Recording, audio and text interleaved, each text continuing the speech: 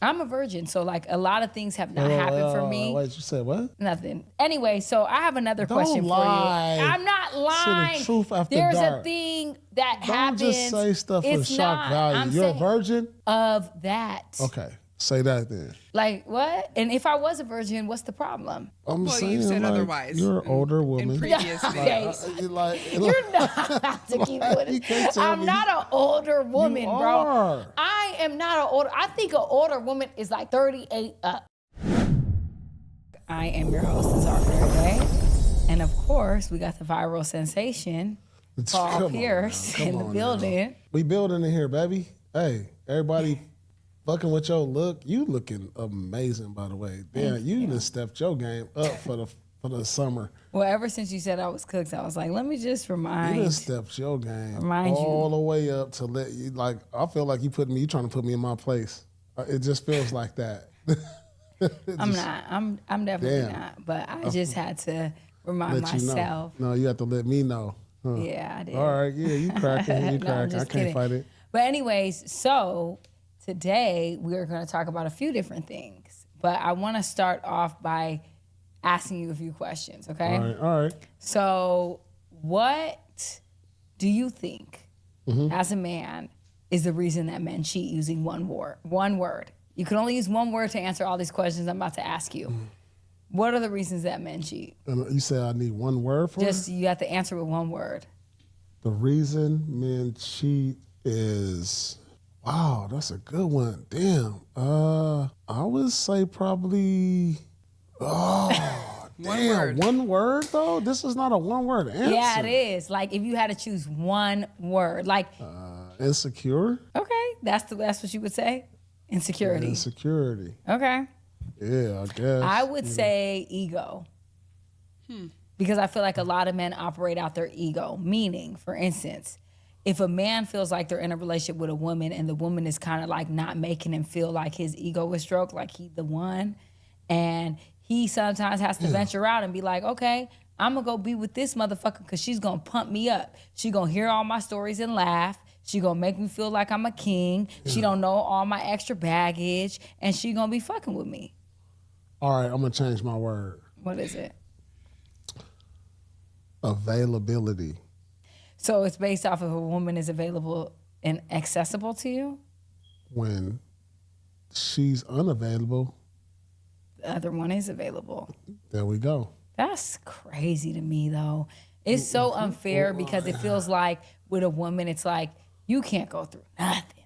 Don't have a baby. Don't be on a period. Don't be having a bad day. Don't go through depression. Don't be fucking off your cue for 2 minutes. Like, a man is just going to be like, you're unavailable, so I'm going to go get with the available bitch. Like, that's just so wild to me because it's like, it doesn't leave space for a woman to have any error in the relationship. Well, and as a woman, there's that anxiety on your heart because you know that. You're like, well, damn, if I'm not having sex with him, if I'm not doing this, if I'm not showing up in these ways, he's about to just go get it from someone else. And I have to live with that or I have to move on, one or the other. But it just feels so much like pressure on us. Okay, so let me ask you this. When is a man, this is the thing, a man is never unavailable.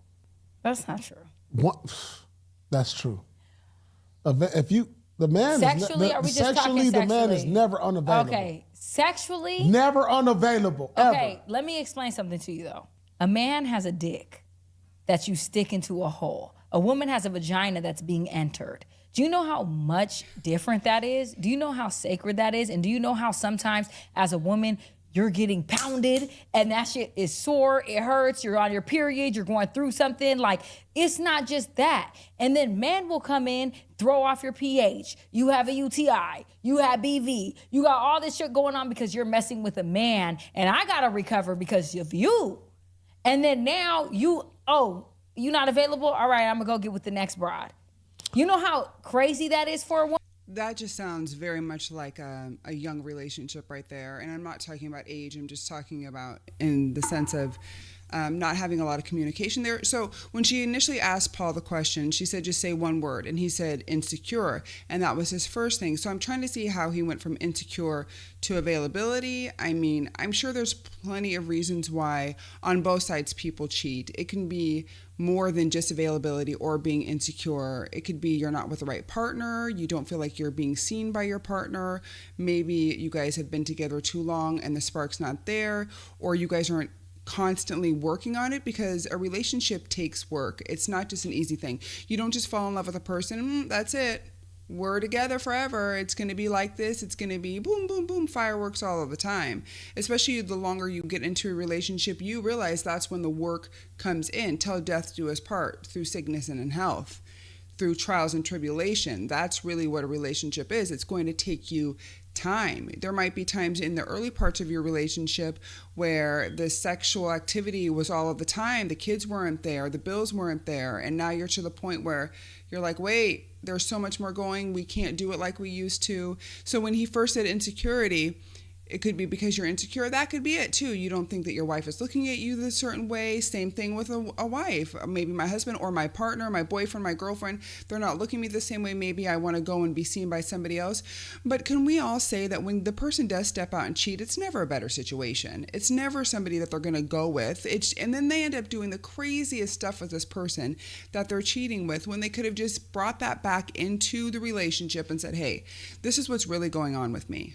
I am not feeling like my needs are being met here, and how do we work past that? But the problem is most people aren't even having a real conversation with themselves, so they cannot have a real relationship with their partner, because that takes time. You need to be able to admit where I'm falling short in these areas. Maybe you're seeing me in a way that you haven't seen before because I'm not rising to the level which you expected of when we first got together. There's so many different reasons. I think if you went in, did a study on people who broke up years later and really figured out what were the real reasons why you broke up. Do you feel like you communicated those reasons with your partner? And if so, how did they respond? That's never the case. It's just, oh, I'm tired of this person. I don't want to be with them anymore, which is usually the case. And people just cut off relationships so quick. And it makes me wonder, if you can cut off a relationship that quick, was it even real at the first point? Did you really even have anything? Did you have that open communication? So I think it's really hard to just say in one word why you split up with somebody or why you started cheating. And a lot of it could just become immaturity too. Like when you're younger, you might not make the best decisions, or you don't even know what you have. Sometimes guys and women don't realize what they have until it's gone. It's like, oh gosh, I messed that one up. I know women now in my 40s who they're looking back on past relationships like, gosh, why didn't I see him that way? Well, because in your 20s, you had this expectation of what you wanted a man to be, and because he did not fall into all of those categories, you disregarded him, not realizing like that was good fertile soil, girl. You could have really planted some strong seeds and grew trees. But instead, you just looked at all of the what's on paper and said, well, it doesn't check all the marks and I'm trying to do something else. So there's just so many different reasons. And I think it could be the same on both sides. We could be insecure. We could be not feeling like we're being heard. Our needs aren't being met. Or some people just cheat because they feel like, oh, they're having more fun. Or say that you're in a relationship. I know I'm getting off on a bit of a tangent, but this is just where my brain goes. So say you're in a relationship and you're partnered up and you have single friends, right? And your single friends are making everything look great out there till you're like, oh, I'm kind of bored. I wanna do what my friends are doing, and this is a boring situation, not realizing that some of your single friends would love to be in the home that you're in. They're just not saying that. They're not saying that. So then you go out and you think it's okay, you get wandering eyes, you think you might want to cheat, but when you do cheat and you step out with that person, are you even happy? Was it worth it? I haven't heard of too many success stories of the person who went out and cheated, left their partner, and then went off into the sunset with the new partner. There's always some kind of chaos that surrounds that. So it's like, just be careful. The first thing you got to do is you have to be able to communicate with your partner. But if you can't even communicate with yourself, that's hard. So make sure that you're having those internal dialogues, really deep conversations with yourself and saying, hey, how do I show up to this relationship? What can I do in this relationship? Women, and I know women that go through this multiple times, and it's like, damn, I'm dealing with something because of you. And now you're telling me I'm unavailable. A man is never unavailable because all you're doing is sticking a dick into a hole. That's very easy. You're not getting your vagina stretched out and pounded. Like, that's a whole different situation. Yeah. You know what I'm saying? Like, I see what you go through, and I'm hearing. I'm you hearing, see what I go through. I'm hearing This is everything crazy. What you're talking about, right? Just like a man, like when a man use sex for like stress relief, and like you say what you going through, right? Yeah. And that's something we'll never understand. You'll never understand it. But the other hand, why there's tension and there's disconnect is because when we go in the outside world as a man, and the pressure that's on us as a man every day to provide, to do the things that we, especially a black man, there's like you like what you going through internally, we going through outer worldly. So we come home with so much pressure on us to provide, to give you our all, and to make sure you, like, we wake up trying to feel like, hey, how do I make her happy? Do the woman think that, is that on the woman's mindset? Wake up, let me see how I can make my man happy. Our everyday mindset is, how can I make her, because that's what's trained through us, through television shows, through movies. We wake up to, how do we please the woman? And that's the pressure for a man. When a man can't provide and can't do these things, and the stress levels come in and suicide thoughts come in, is based on what he can't do for his woman. Okay, I can accept that. So like the worldly things that a man go through, and you got your issues as a woman with your body that we can't understand. But you can't understand when we walk out this room, when we walk out this house every day, and motherfucker throwing stones at you, doing all this, and being black on top of that, man, we want to come home and feel some type of like at ease, and we feel like sometimes the sexual pleasure gets us at ease for that. Where that moment is that we can have that that intimacy with you. That's the time where I don't think about all that stuff. That's the time I'm at ease, and for that little 45 to an hour, however long it lasts. You are not having sex for 45 to an hour. That's a long time. I'm saying intimacy, though. And what does that entail? Because intimacy, because me holding you in the bed, talking to you for a little. Okay, I'm probably going to say too much on here, but I'm just going to get into it. And as far as being transparent, there was probably, I would say, within the last year, my husband came to me and had a conversation, and just not feeling like, hey, we're not connecting as much as we used to. And it was hard for him to be able to come and say that to me, because you would think my response would be like, what do you mean we're not connecting? And I knew, like, it's not at the same level or the same amount, right? But he was able to explain to me how he felt and what he was thinking, and I had to really hear him. It wasn't just me shutting down. I had to really hear what he was saying, because it's not easy sometimes for your spouse to come and be vulnerable with you in a way without you taking offense to it. He wasn't saying, well, we're not sleeping together enough to where I think that you don't like. It was just more of like, hey, I am a man and I have needs that you might not understand, that are more frequent. So I'm telling you this because I want to let you know that I'm not feeling like my needs are being met in a way. And I, at first, was just like, I kind of was like, oh, we're having this conversation, because I know there had been some time, and I know internally I was going through some things hormonally. I'm like, what's going on with my body? Things are changing. But if he wouldn't have came and told me, hey, I'm feeling like my needs aren't being met, those seeds can then sprout into things. And I'm just so glad he was able to come to me and say, hey, babe, this is what's happening. I know you're probably not as frequent as me in this area. Not that I don't have a high drive, because I do, but men and women are different. But I was just so thankful that he came and told me, because then I realized that sometimes, like, especially with women, we have to be in the right mood, or it has to be emotional, or it has to be, all the stars have to align. Sometimes guys just need to get it out. And it doesn't need to be, the stars don't need to be aligned, and not everything. It just needs to be like, we're doing maintenance here. And I really didn't think about it from that point of view, because like I said, women, there's times where we need maintenance too, but not at the same amount that I would say men do. And that's just something that I had to take in from him. And because I was able to take his input and what he said, I was able to tweak some things, figure out areas where I could maybe, even if I was tired or if I didn't want to or all the stars didn't line, like, that's your man, he needs that, you need to do that, you know?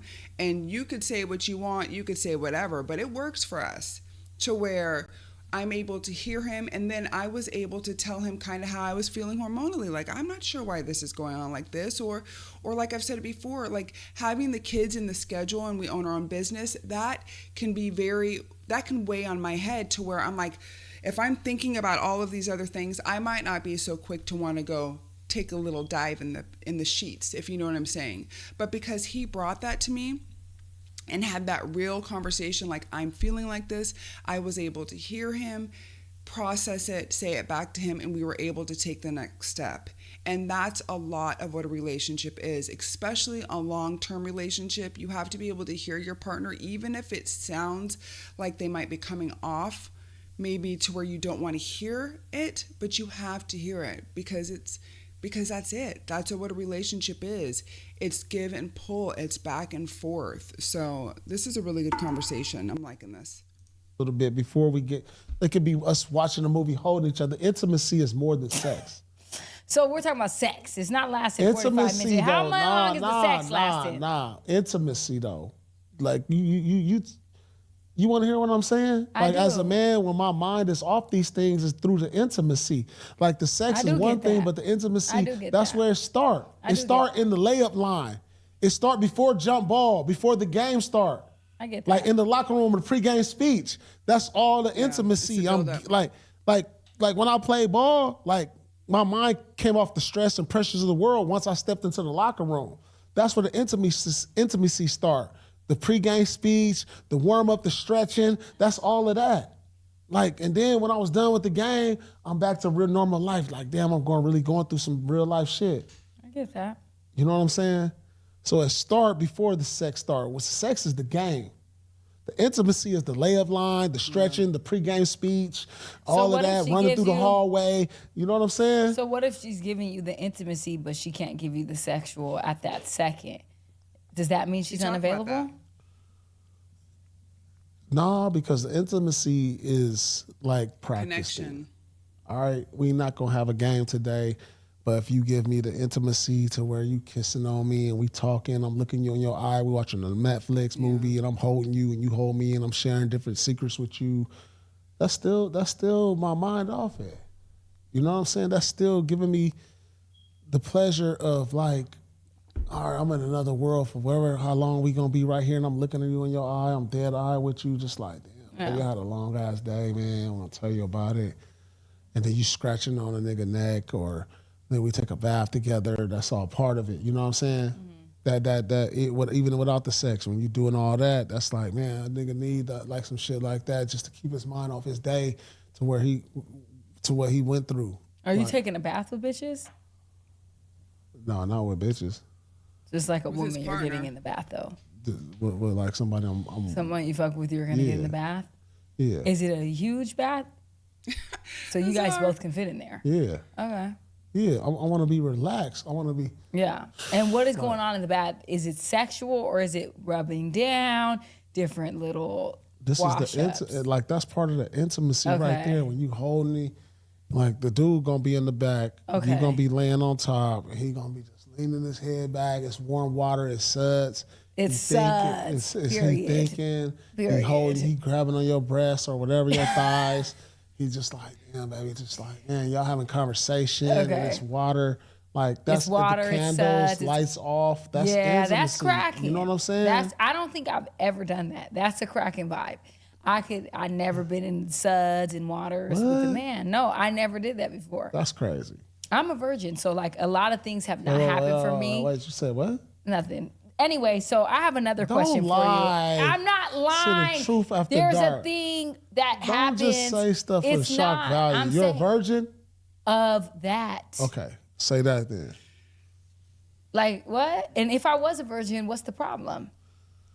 I'm Well, saying, you said like, otherwise. you're an older woman. In previous Okay. You're not about to keep with You it. can't tell I'm me. not an older woman, You bro. are. I am not an older. I think an older woman is like 38 up. Like, let's be real. I'm not 38 up. I'm not even 35. Don't give me no older woman title because no. And to you, young sir, I'm younger Ma'am. than you. Ma'am. Because I'm 13, 14 Ma'am. years younger than you. So Are you're you not a gonna- ma'am? I don't care. But I'm going to tell you right now, I'm not an older woman. Do not do that. I'll take sir, but you No gotta one's going take to ma'am. say she's an older lady. It doesn't give that. Older lady. Yeah, you're an older lady. Why not?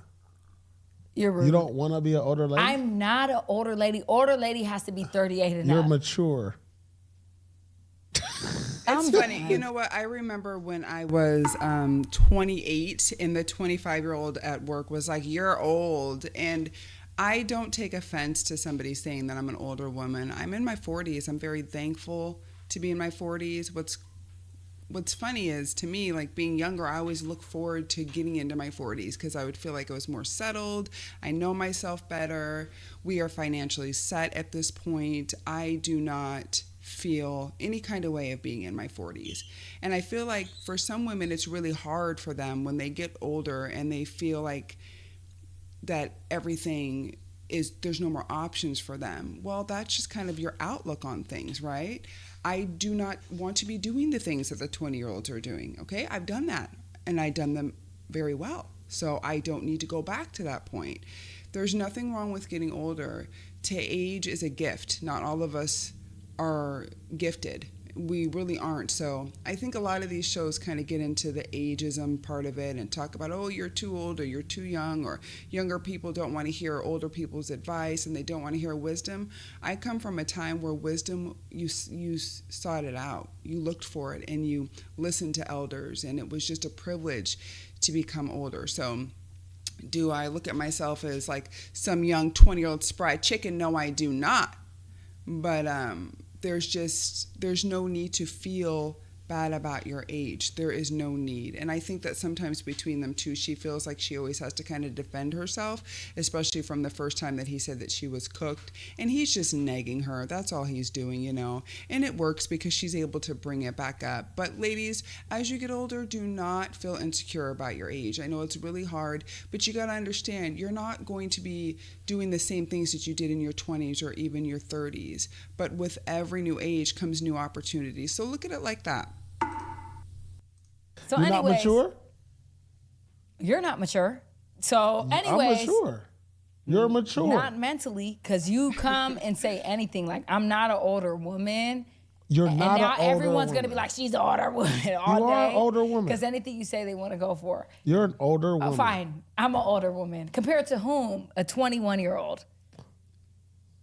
Well, Because what when I look age at are an you older considered lady- a woman? What age are you considered a woman?